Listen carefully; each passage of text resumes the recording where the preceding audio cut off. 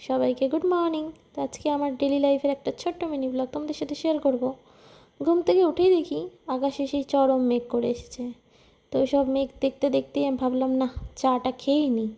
তো চা আর পাউরুটি করে খেয়ে দিয়ে উঠেই দেখি ও বাবা, আবার সেই চরম বৃষ্টি।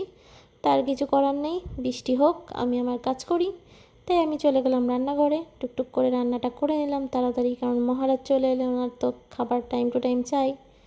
তো তারপরে চান টান করে খাবার দাবার খেয়ে নিলাম। এবারে খেয়ে দিয়ে মনে হচ্ছে বিকেলবেলা কি আর ঘরে মনটা টেকে, তাই দুজনে মিলে বেরিয়ে পড়লাম ডিনার করার উদ্দেশ্যে।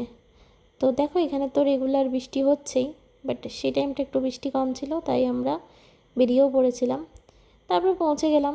তো ওখানে মহারাজ এখন কী খাবার অর্ডার করবেন সেটা বসে বসে দেখছেন। উনি খুব এসব বোঝে, তো উনি এসব অর্ডার করলেন।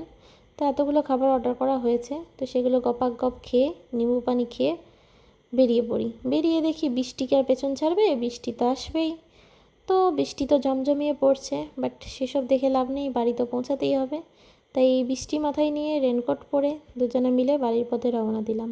তো এই ছিল আজকের আমার লাইফের একটা ছোট্ট ব্লগ। যদি ভালো লাগে like comment share. Tata, bye bye.